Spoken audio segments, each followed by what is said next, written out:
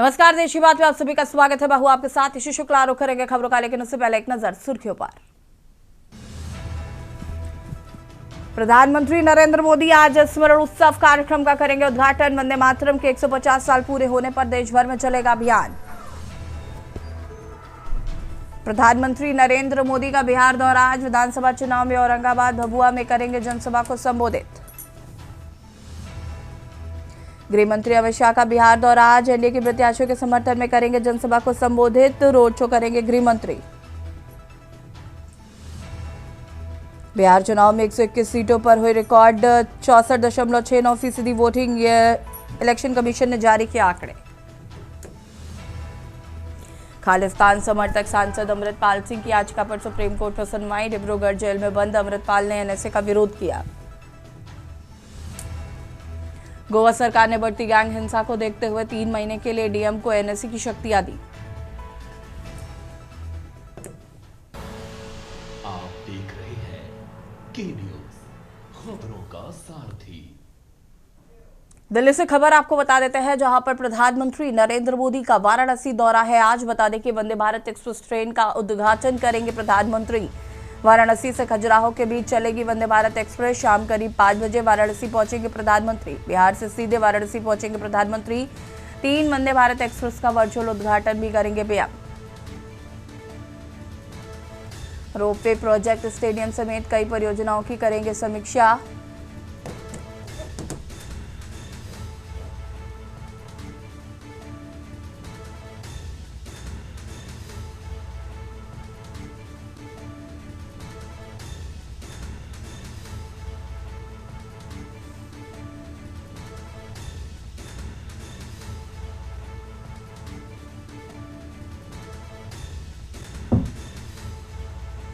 दिल्ली से खबर, प्रधानमंत्री मोदी का वाराणसी दौरा। आज वंदे भारत एक्सप्रेस ट्रेन का उद्घाटन करेंगे पीएम।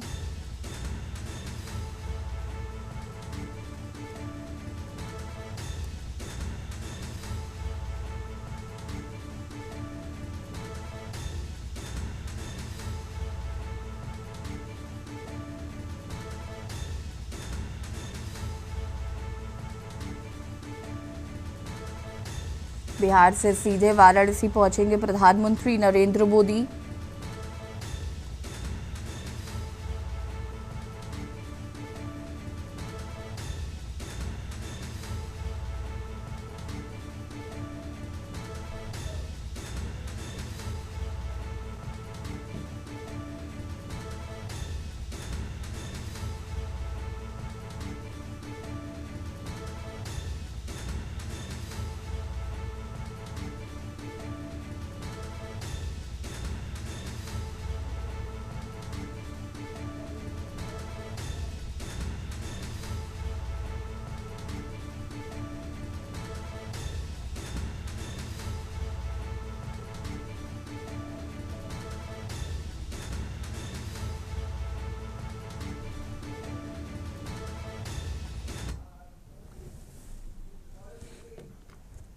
दिल्ली से खबर आपको बता देते हैं, केंद्रीय गृह मंत्री अमित शाह का बिहार दौरा। आज 11:45 पर जमुई के बागदी लक्ष्मीपुर में करेंगे जनसभा। पहले जनसभा बागदी लक्ष्मीपुर में करेंगे संबोधित।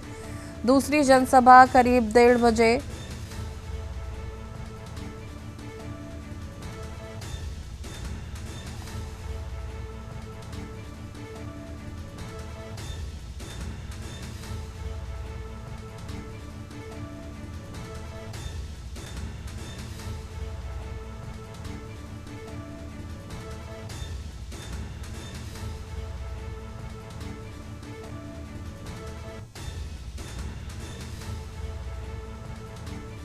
केंद्रीय गृह मंत्री अमित शाह का बिहार में चुनावी जनसभाएं।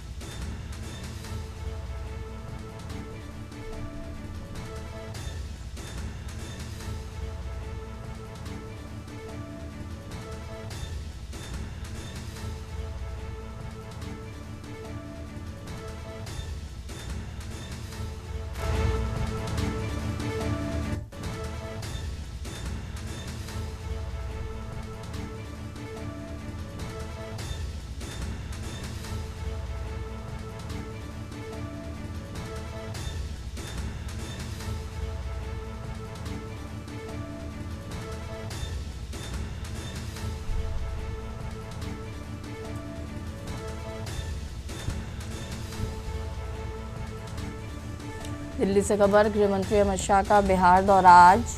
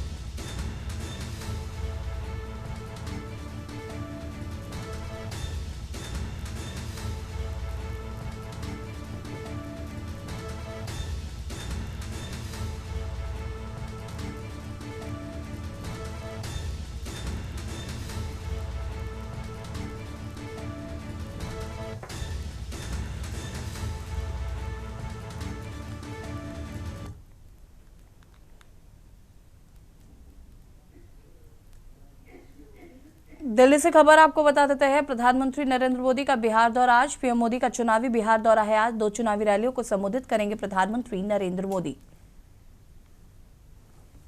पहली औरंगाबाद, दूसरी भभुआ में संबोधित करेंगे पीएम।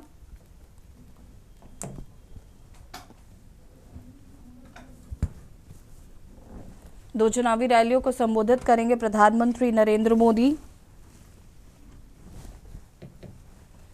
पहली औरंगाबाद, दूसरी भभुआ में संबोधित करेंगे पीएम।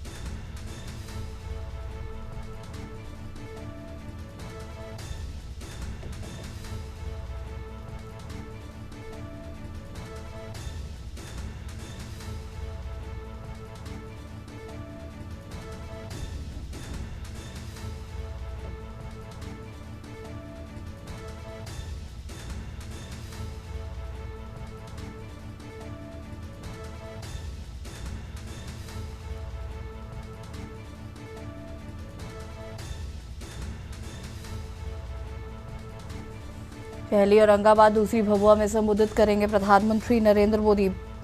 पीएम की बिहार में 2 जनसभाएं।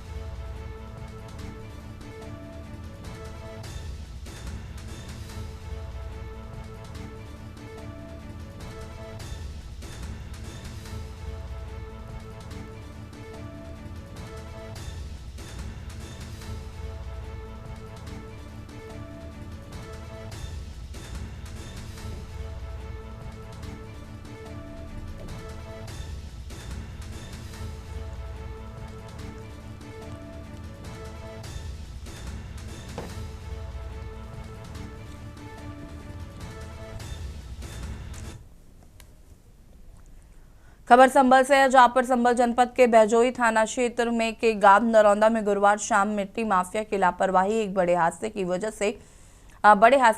बन गई, जहां घर की मरम्मत के लिए मिट्टी लेने गई 7 महिलाएं 10 फीट गहरे अवैध मिट्टी वाले गड्ढे में दब गईं। महिलाओं की चीख पुकार सुनकर आसपास खेतों में काम कर रहे ग्रामीण दौड़े और तुरंत पुलिस को सूचना दी। घटना की जानकारी मिलते ही बहजोई थाना पुलिस, स्थानीय प्रशासन और एम्बुलेंस मौके पर पहुंचा। करीब 1 घंटे तक चले कठिन रेस्क्यू ऑपरेशन के बाद मिट्टी में दबी सभी 7 महिलाओं को सुरक्षित बाहर निकाला गया है। रेस्क्यू के तुरंत बाद महिलाओं को सरकारी निजी अस्पतालों में भर्ती कराया गया, जहां डॉक्टरों के मुताबिक सभी की हालत स्थिर बताई जा रही है। अधिकारी भी मौके पर पहुंचे, घटनास्थल में जायजा लिया।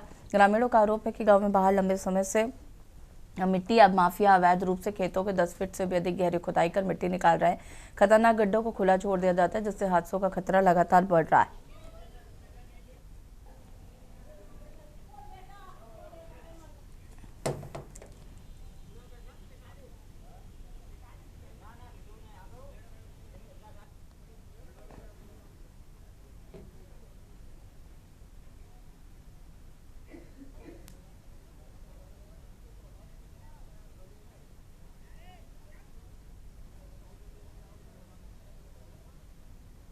ट्रैक्टर कौन चल रहा था, ट्रैक्टर हो तो थोड़ी देर के लिए बंद हो गए थे। उसके बाद बच्चे आए थे मिट्टी निकालने। कितने बड़े बच्चे होंगे? बच्चे थे 14 का है, कोई 16 का है, कोई 18 का है, कोई 34 का है, लगभग 40 साल तक के सब थे इसमें। और इसमें 7 लोग निकले थे, 7 निकाल के भेज दिए, तो इसमें एक की हालत ज़्यादा गंभीर है। तो फिर ऐसे मुझे जानकारी मिली तो उनको वहाँ पिटाई कर दी, तो फिर मैं ऐसे ही भाग के आया। तो फिर मैंने यहाँ पे खुदाई करके 7-8 बंदे निकले थे। फिर ऐसे मान के चलो, फिर उसके बाद में हमने मिट्टी हटाई थी, उसके बाद में कोई नहीं निकला।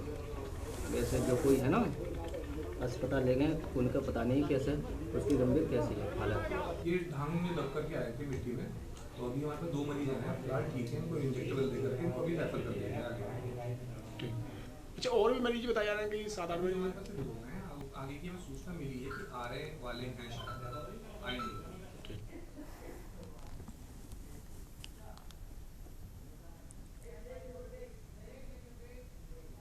और यहाँ रुकेंगे छोटे से ब्रेक के लिए, जो हाजिर होते हैं।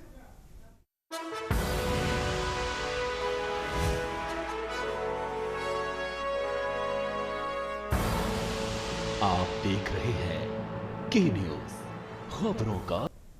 ब्रेक के बाद एक बार फिर से आप सभी का स्वागत है। रायबरेली से खबर आपको बता देते हैं, जहां पर दिल्ली के पूर्व मंत्री सोमनाथ भारती फरार घोषित, गैर जमानती वारंट के बाद भी कोर्ट में नहीं हुए थे हाजिर। पूर्व मंत्री सोमनाथ भारती को किया गया फरार घोषित। 11 जनवरी 2021 को शहर कोतवाली में दर्ज हुआ था मुकदमा।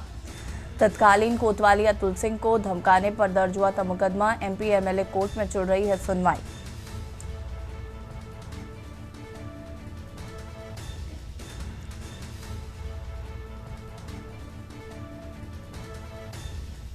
न्यायाधीश डॉक्टर विवेक कुमार ने जारी किया था गैर जमानती वारंट। हाजिर न होने पर सोमनाथ भारती को किया गया था फरार घोषित। रायबरेली जिले के जिला एवं सत्र न्यायालय का यह पूरा मामला बताया जा रहा है।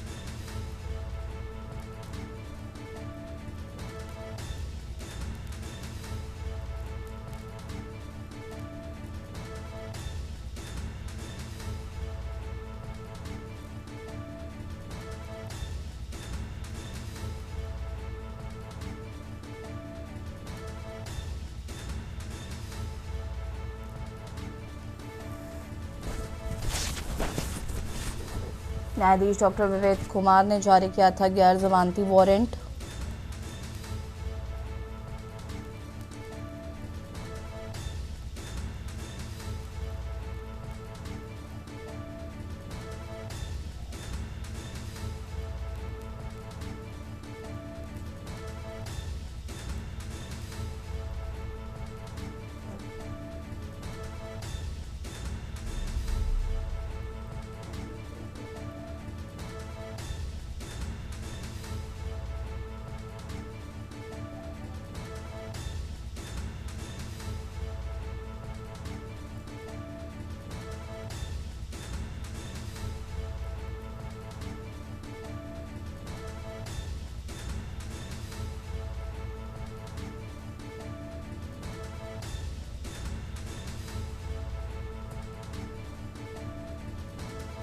तत्कालीन कोतवाली अतुल सिंह को धमकाने पर दर्ज हुआ था मुकदमा।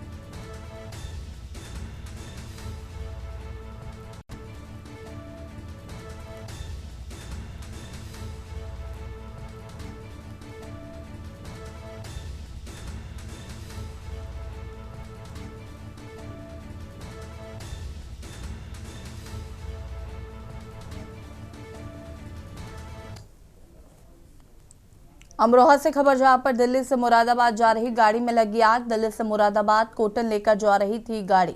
चलती गाड़ी में अचानक आग लगने से हड़कंप मच गया। कुछ ही घंटों में आग ने लिया भयानक रूप। वाहन चालक ने गाड़ी से कूदकर बचाई अपनी जान।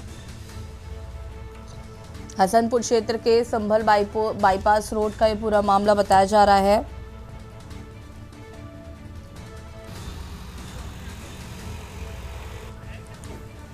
चलती गाड़ी में अचानक आग लगने से मचा हड़कंप।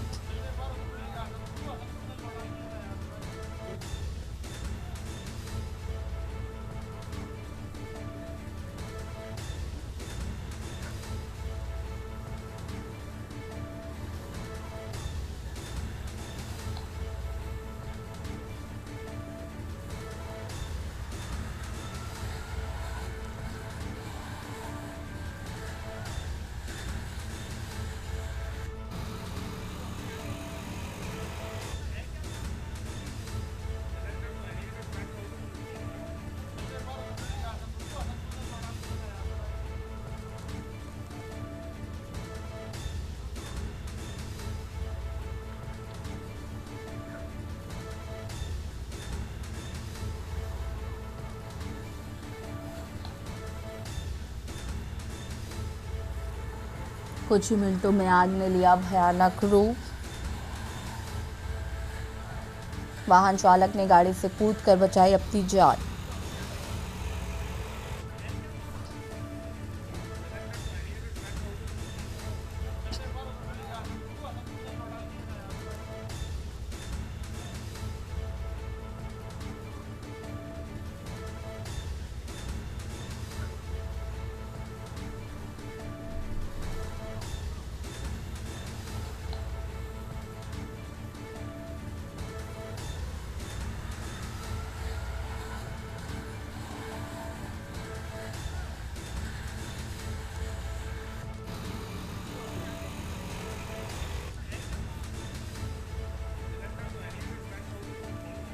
कुछ ही मिनटों में आग में लिया भयानक रूप, वाहन चालक ने गाड़ी से कूदकर बचाई अपनी जान।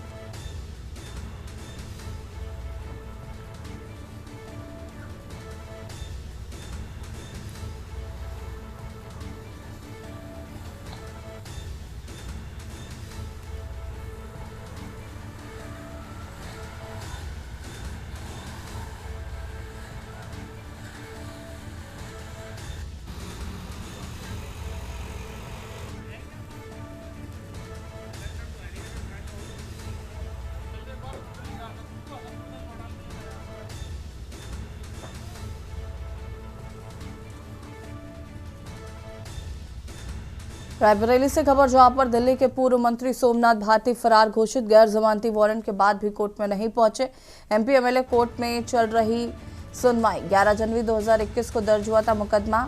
शहर कोतवाली रायबरेली में हुआ था केस दर्ज। कोतवाल अतुल सिंह को धमकाने का आरोप, अमर्यादित बयानबाजी पर दर्ज हुआ था मुकदमा। जज विवेक कुमार ने जारी किया था वारंट। जिला एवं सत्र न्यायालय रायबरेली का यह पूरा मामला बताया जा रहा है।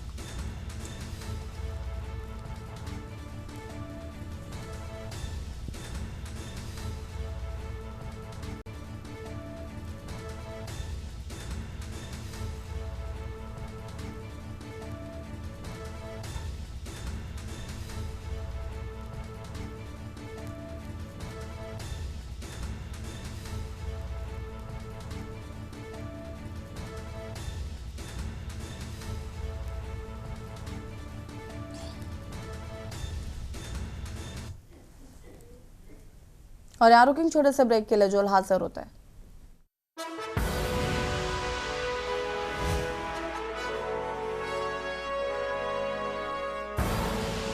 आप देख रहे हैं के न्यूज, खबरों का। ब्रेक के बाद एक बार फिर से आप सभी का स्वागत है। दिल्ली से खबर आपको बता देते हैं, जहां पर राष्ट्रगीत वंदे मातरम के 150 साल पूरे। दिल्ली के तालकटोरा स्टेडियम में कार्यक्रम। पीएम मोदी भी कार्यक्रम में होंगे शामिल।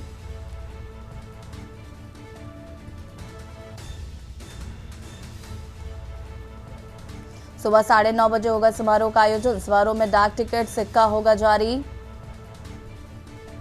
सुबह 9:30 बजे होगा समारोह का आयोजन।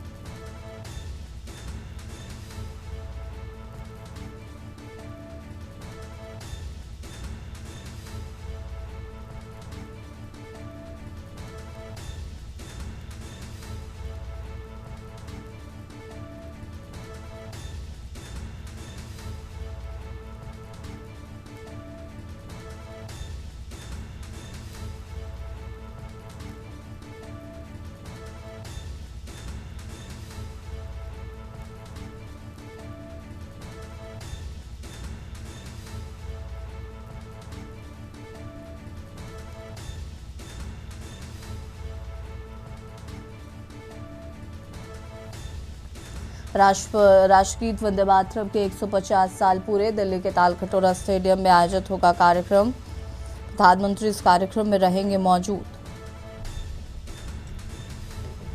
पीएम मोदी इस कार्यक्रम में होंगे शामिल।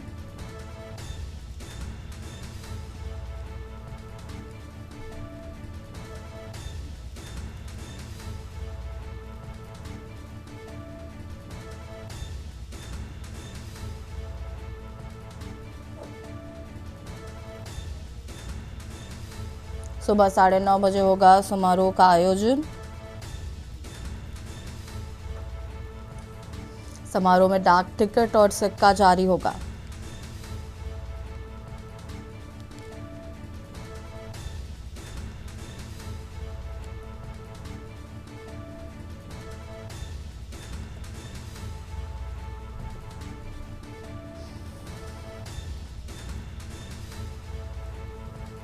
सुबह 9:30 बजे होगा समारोह का आयोजन।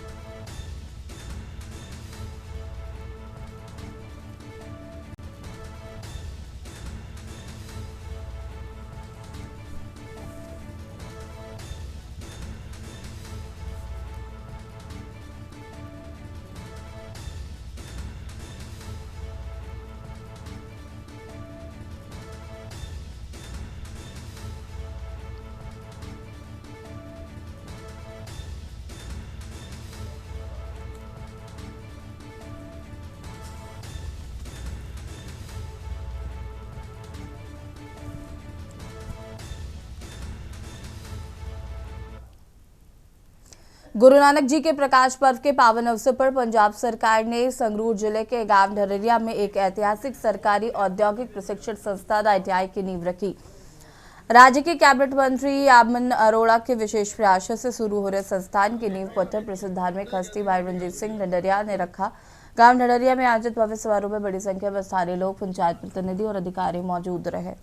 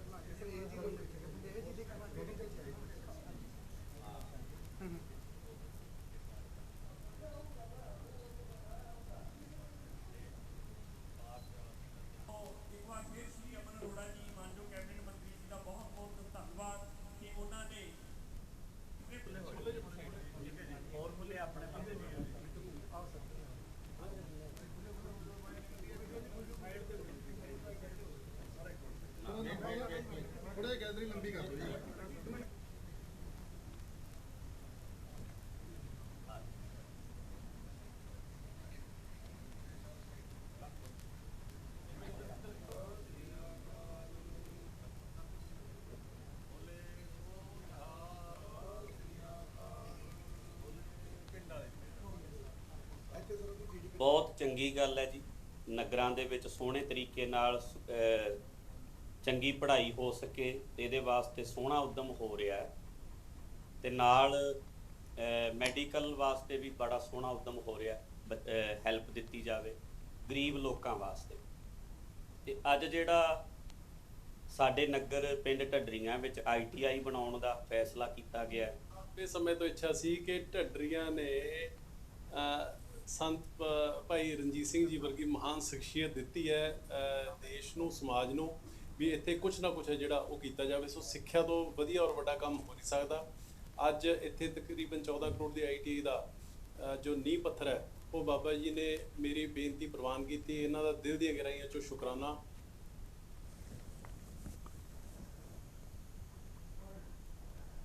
मोहाली पुलिस ने एक बड़ी सफलता हासिल करते हुए निजी चैनल के पत्रकार गुरप्यार सिंह को अपहरण की घटना के मात्र 12 घंटे के भीतर सकुशल मुक्त करा लिया है। इस मामले में पुलिस ने एक आरोपी को गिरफ्तार किया जबकि 2 अन्य की तलाश जारी है। वरिष्ठ पुलिस अधीक्षक हरमनदीप सिंह हांस IPS ने प्रेस वार्ता में बताया कि 4 नवंबर 2025 को लगभग 7 बजे नवागांव स्थित कार्यालय से निहंग वेश में आए 3 अज्ञात व्यक्तियों ने गुरप्यार सिंह का जबरन अपहरण कर लिया था। पुलिस जांच के अनुसार यह अपहरण एक प्रॉपर्टी विवाद से जुड़ा हुआ है।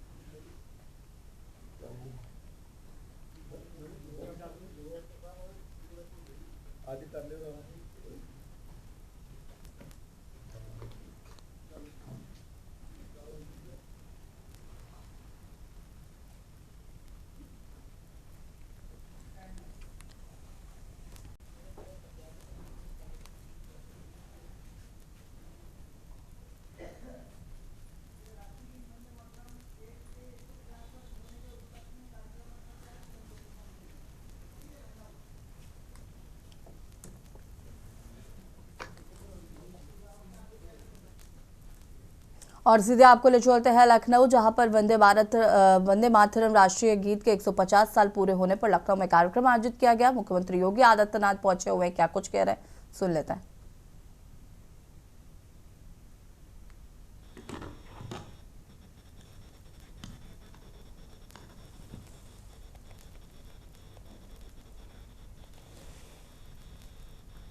राष्ट्रगीत वंदे मातरम के 150 स्मरणोत्सव समारोह में उत्तर प्रदेश सरकार से जुड़े हुए हमारे सभी वरिष्ठ अधिकारियों के आज के इस कार्यक्रम में प्रदेश के मुख्य सचिव, प्रदेश के पुलिस महानिदेशक, प्रदेश के कृषि उत्पादन आयुक्त समेत आप सभी उपस्थित अधिकारियों और वरिष्ठ कार्मिकों के माध्यम से इस राष्ट्रगीत के रचयिता बंकिम चंद्र चट्टोपाध्याय जी को मैं सबसे पहले उनकी स्मृतियों के लिए कोटि कोटि नमन करते हुए विनम्र श्रद्धांजलि अर्पित करता हूं। आज का ये दिन हम सबके लिए अत्यंत महत्वपूर्ण दिवस है और मैं आभारी हूं आदरणीय प्रधानमंत्री जी का, जिन्होंने पूरे देशवासियों को आजादी के आंदोलन का मंत्र बना वंदे मातरम की 150 वर्ष पूरे होने के इस दिवस को इस स्मृति दिवस के रूप में आयोजित करने के लिए देशवासियों को एक नई प्रेरणा दी। हम सब जानते हैं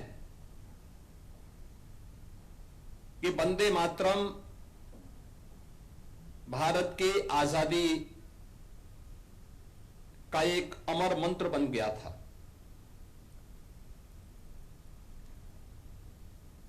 उस दौरान विदेशी हुकूमत के द्वारा दी जाने वाली अनेक यातनाओं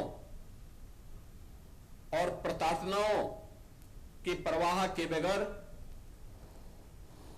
हर भारत का नागरिक और खास तौर पर जो हमारा स्वतंत्रता संग्राम सेनानी था, क्रांतिकारी था, वह वंदे मातरम के इस गीत के साथ गांव गांव में, नगर नगर में प्रभात फेरी के माध्यम से भारत की सामूहिक चेतना के जागरण के इस अभियान के साथ जुड़ चुका था। सैकड़ों वर्षों से दबी हुई वे भावनाएं जो स्वयं आत्मबोध के भाव से मंत्रमुग्ध होकर के केवल गुलामी की उन बेड़ियों के बारे में पहले ही अंतःकरण से पीड़ा झेल रहा हो, लेकिन स्वयं अपने सुख चैन के लिए वह देश को गुलामी की इन बेड़ियों के साथ जकड़े रहने के लिए सामूहिक चेतना का जागरण करने में विफल होता हुआ दिखाई दे रहा था।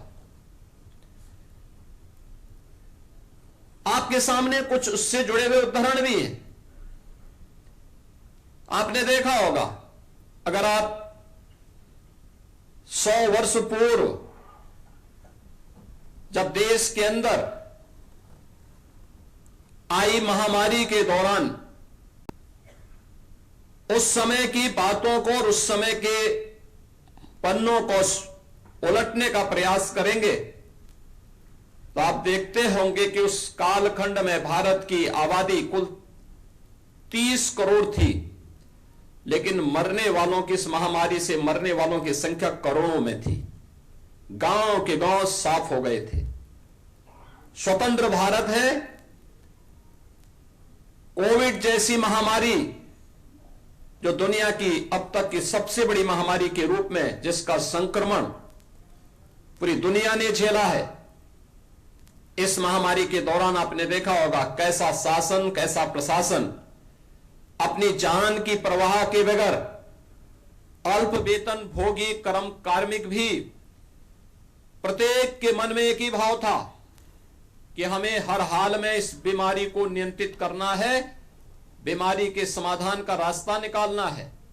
क्योंकि उस प्रकार की एक नेतृत्व जो भारत और भारतीयता के बारे में, अपने नागरिकों के बारे में एक संवेदनशील तरीके से सोच सकता हो, उस प्रकार के भावनाओं से उत्प्रोत हो, उसका परिणाम भी हम सबके सामने आया था। 1875 में रचा गया यह गीत कैसे देश के अंदर आजादी के मंत्र को आगे बढ़ाने में सफल हुआ, यह किसी से छुपा हुआ नहीं, यह केवल एक आजादी का गीत नहीं रहा। इसमें किसी एक व्यक्ति, किसी जाति, किसी मत, किसी मजहब, किसी क्षेत्र या किसी भाषा को लेकर के, अक्सर आप देखते होंगे कि इस प्रकार की रचनाओं में, इस प्रकार की कृति में किसी एक वर्ग विशेष को महिमामंडन करने का प्रयास रहता है। लेकिन वंदे मातरम इस पूरे गीत में अगर आप देखेंगे, जो संस्कृत और बांग्ला की सामूहिक अभिव्यक्ति को भले ही प्रदर्शित करता हो, लेकिन इस संपूर्ण को एक राष्ट्र माता के भाव के साथ जोड़ने का एक ऐसा अमर गीत बन गया जिसने भारत की शाश्वत अभिव्यक्ति को देशवासियों के सामने प्रस्तुत किया था।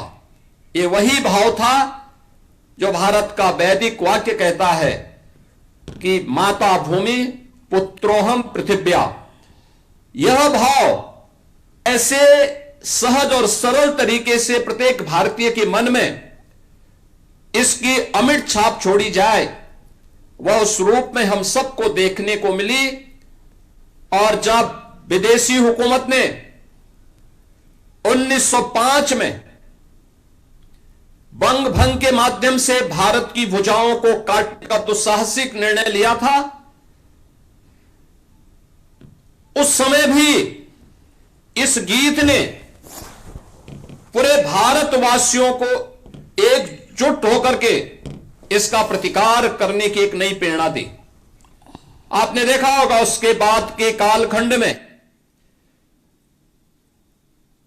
लगातार कोई भी क्रांतिकारी फांसी के फंदे को चूम रहा है, लेकिन उसके मुंह से एक ही मंत्र निकलता है, वह वंदे मातरम का। भारत की आजादी के आंदोलन के दौरान हम इस बात को देखते हैं कि जब भी कोई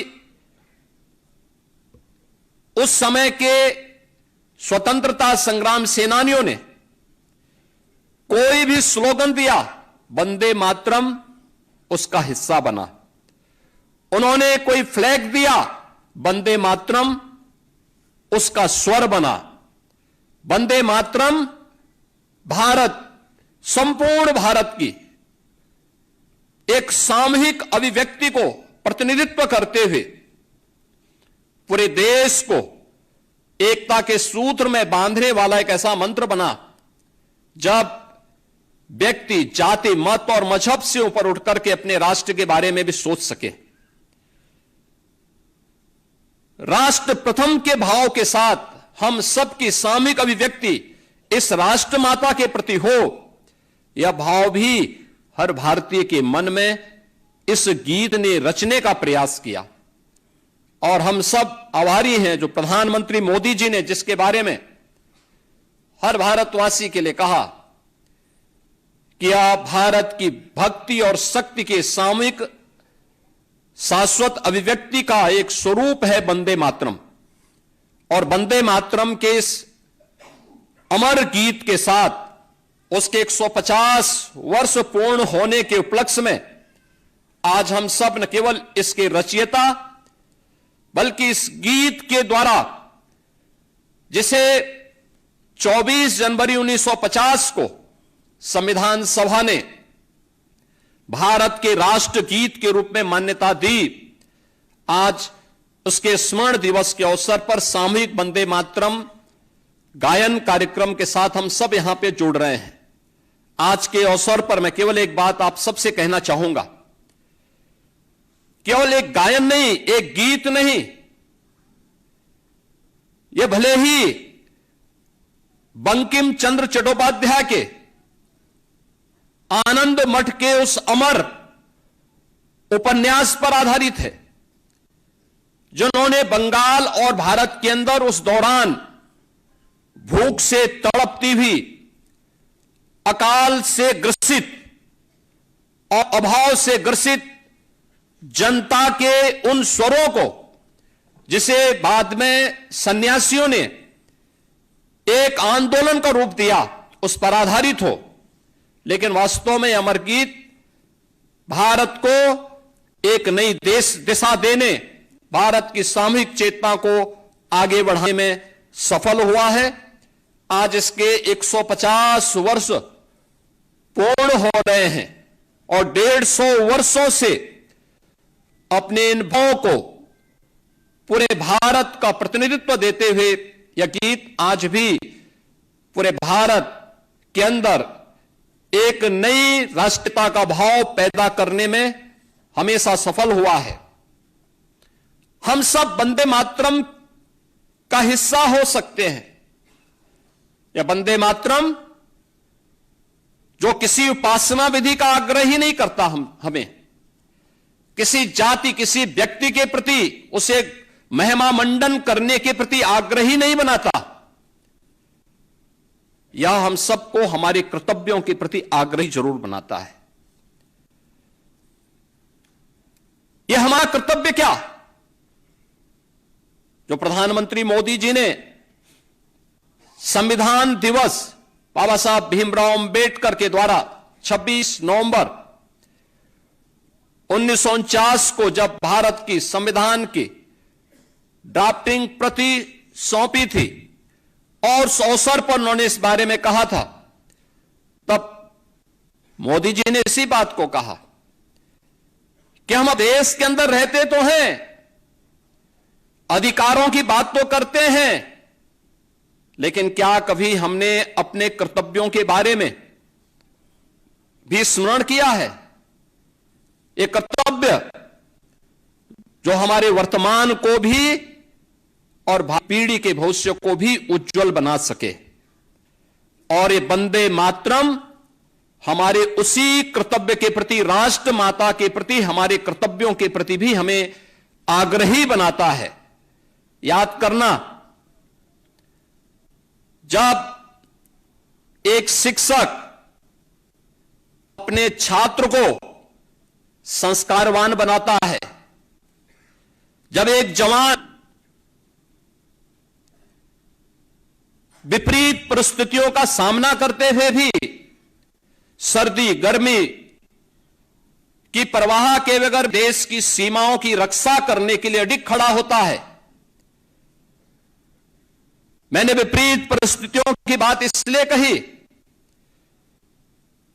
कि सियाचिन ग्लेशियर में जो जवान खड़ा होगा वहां टेम्परेचर -40 तक होगा, लेकिन मई जून में राजस्थान के रेगिस्तान में जो जवान भारत की सीमाओं की रक्षा कर रहा होगा, वहां पे 55 डिग्री टेम्परेचर में भी वह व्यक्ति गर्मी की परवाह के बगैर लगातार सीमाओं की सुरक्षा के लिए जूझता है। जब एक जवान सही मन से अपने देश की सीमाओं की सुरक्षा करता है, जब एक किसान अपनी खेती की उर्वरता को मजबूती के साथ आगे बढ़ाते हुए देश के लोग नागरिकों के लिए अन्न उत्पादन करता है, भारत का हर नागरिक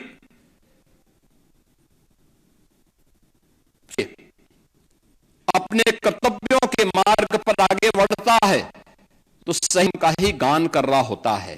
और यही वंदे मातरम के प्रति दायित्व बनता है, यही हमारा वंदे मातरम है।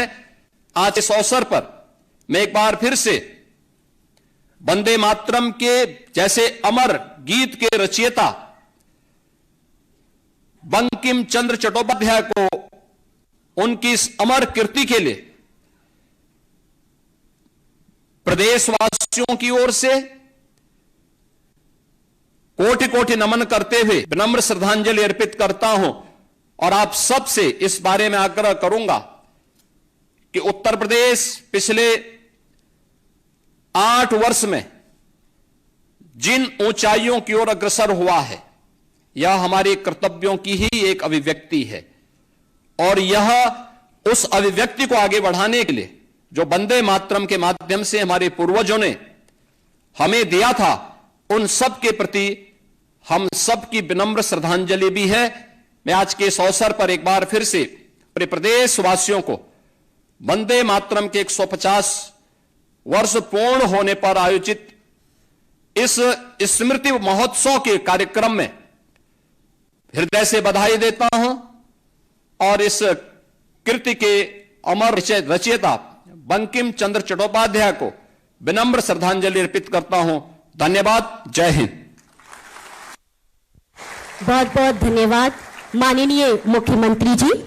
वास्तव में आज का यह कार्यक्रम भावनाओं से भरा हुआ है, संवेदनाओं से भरा हुआ है और वंदे मातरम उसी भावना, उसी संवेदना और उसी पहचान की भूमिका है। और अब समय है वंदे मातरम के सामूहिक गायन का।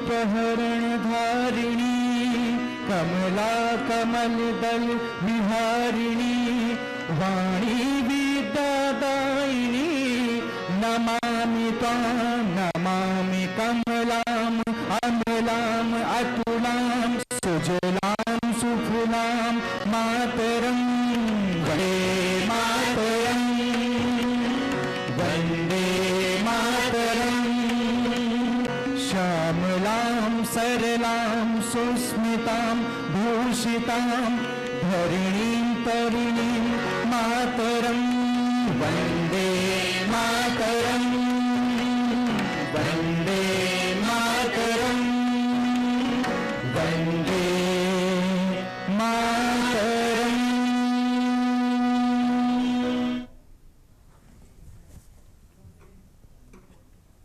और राष्ट्रीय गीत वंदे मातरम के 150 साल पूरे होने पर लखनऊ में कार्यक्रम आयोजित किया गया, जिसमें मुख्यमंत्री योगी आदित्यनाथ भी शामिल हुए। देशी बात में फिलहाल इतना ही। देखते रहिए के न्यूज़। नमस्कार।